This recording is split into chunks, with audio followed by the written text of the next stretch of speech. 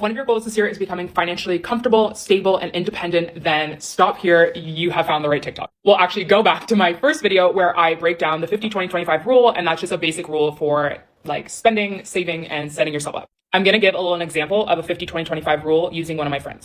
In this example, she gets paid bi-weekly, but this can also apply again if you're getting paid per client, per day, weekly, or at the end of the month. So remember, you want to have 3 separate accounts. You want to have your rent, bills, and savings account, your long-term savings account, and your checking, which is your spending account.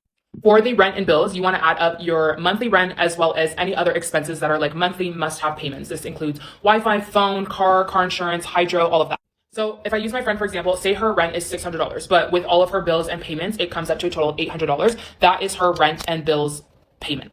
So she gets paid bi-weekly. Let's say she gets paid $1,200 bi-weekly. She is going to apply this 50-25-25 rule every paycheck. So if she gets paid $1,200, she's going to take 50% of that, which is $600, and put that into her rent and bills savings account. Then she's going to take the other $600 and split that down the middle in 2 for $300 and $300. She's going to move $300 of that into her long-term savings account, her TFSA, or her lock savings account, whichever you choose. And then she's going to take the other $300 and put it into her checking. The $300 that's in her checking will cover any of her expenses that she wants to, go crazy with this month. This also, though, includes groceries. So groceries, nails, hairs, eyelashes, a tan, a shopping spree, whatever. Dinner with the girls, Ubers, that's all in your checkings account.